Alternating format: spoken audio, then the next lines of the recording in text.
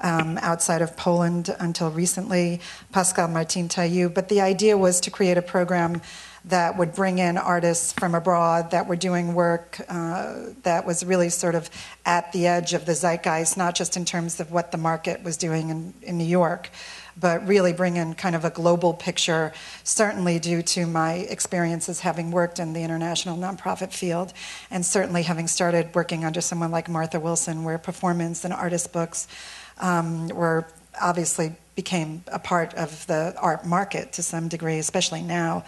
But my idea was, I don't want to go into nonprofit.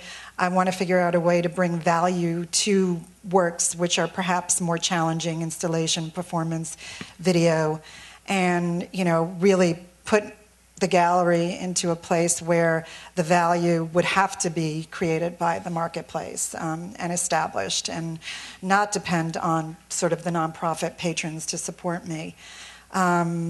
And so after, it's almost 15 years now, it's been slow and steady.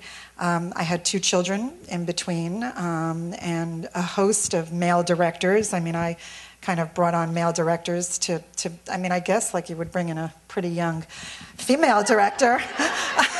I did the opposite. Because, you know, certainly a lot of my patrons, you know, were female or businessmen who sometimes would rather talk to the male figure. And so I kind of did a reverse. Had one very handsome, pretty director who was not too smart. And another director who was, you know, just came from a very prominent family who was not too smart. Finally, my current director, who started off as my preparator and who is an artist and who's grown with the gallery, is just the right fit. You know, has really, I think, in the last 5 years, helped me create a very clear program and mission. Can I interject and ask you, does your director help you find work by emerging artists? Absolutely. I mean, you know, the reality for me is, even though we represent and we're known for representing artists, for example, like Cao Fei, who was recently come into the collection here, you know, she lives in China. So a 2-week trip for me to China is very challenging when you have an 8-year-old and an 11-year-old and an architect husband who... I'd also like to just interject, this is sort of on and off, and say that through my going to galleries and looking at the work by emerging artists, I became interested in an artist Lea represented named Cao Fei, who makes videos, and she also makes photographs. I find video challenging to sell to my clients, even though I encourage them to look at it. And photography is easier for me to place in collections, so I had placed some of Cao Fei's work, and then Smith, the museum, was interested in adding to their video collection, burgeoning video collection, and the community of faculty and curators here expressed interest in that work independent of my knowledge of it. And so that's a really nice link to have Lea here today, because it really gets back to how artists move through the system and end up in museum collections.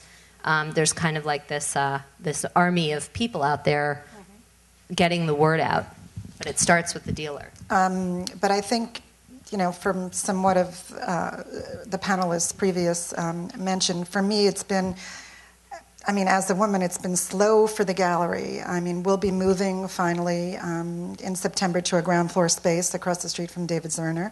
It's been a slower process, perhaps, in terms of the gallery's growth and the opportunities we've had due to my trying to balance everything, I think.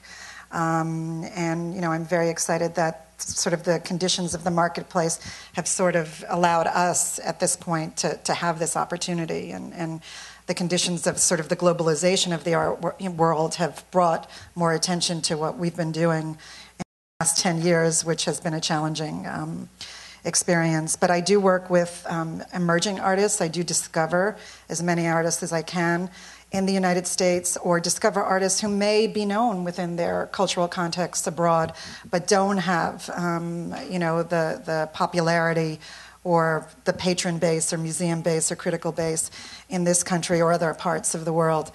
But if you want, I don't know if you want me to show the slides now or wait. I think, you know what?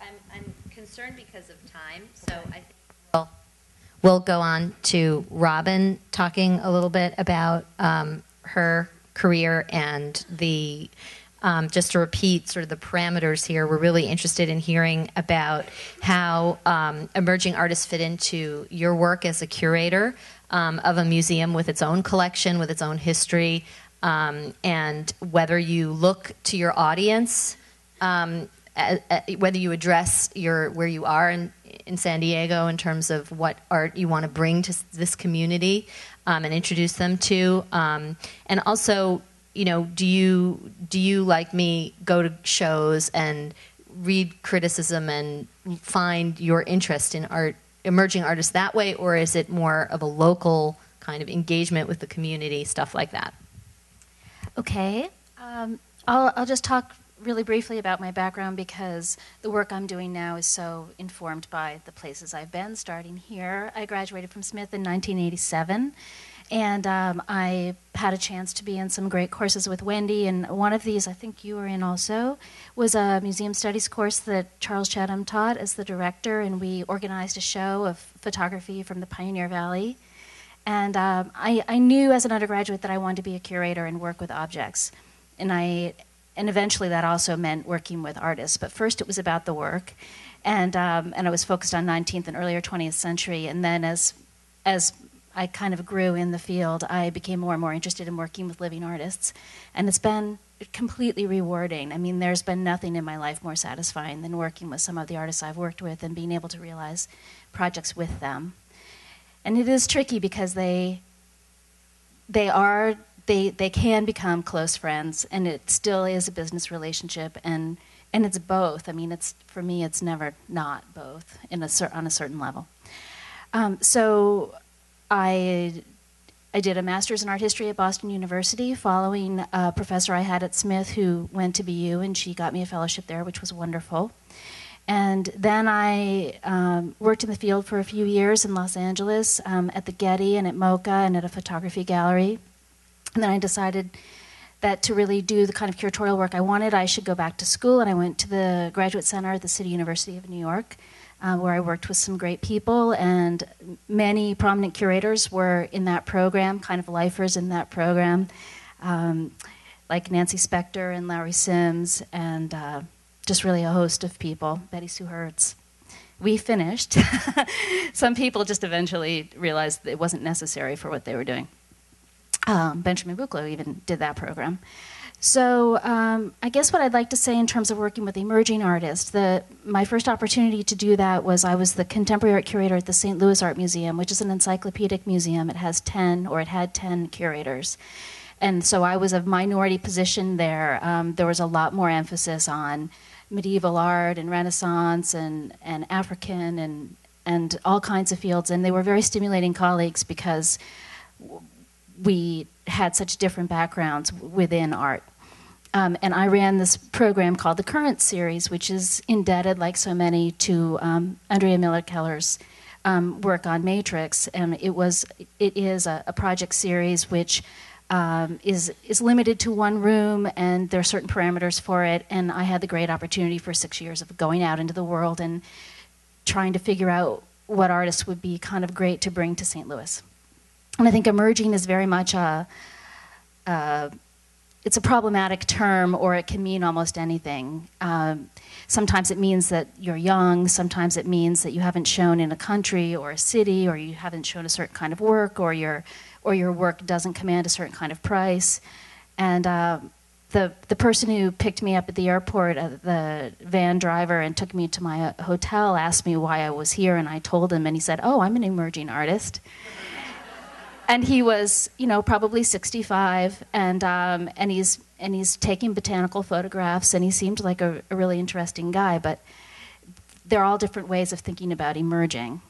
One of the ways that I found artists when I was doing the Current Series is that 1 out of every 3 of those shows also entailed a fellowship. A very enlightened patron who wanted to force the museum and Washington University to work together gave an endowment and said, here's my $1 million, and you can harvest it if you can work together on a project. And so a colleague of mine from the art school and I did this kind of open call, and we reviewed hundreds of applications of artists who were interested in being the Freud Fellow, which meant being a visiting artist at the school and then having a show at the museum.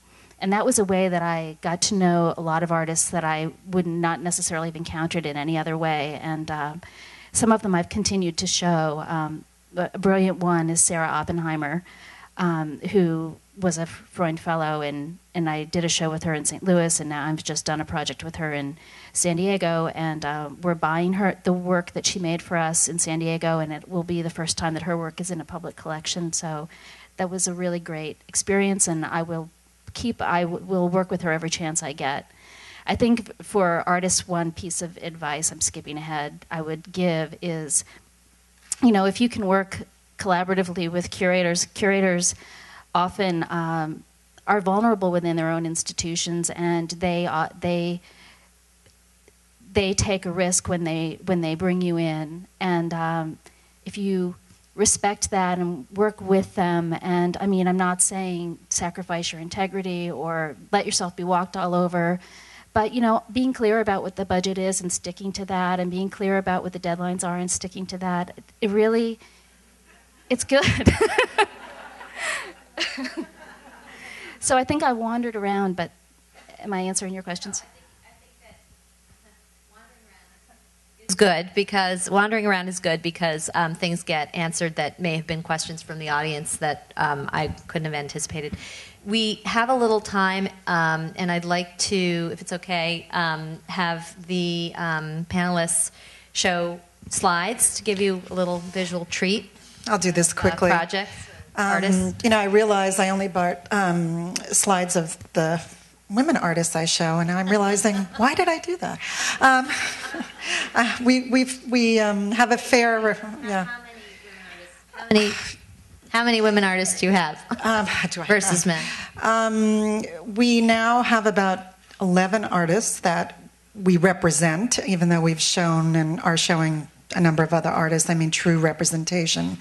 And I would say about 5 are women at this point. Does representation mean that you financially help them out?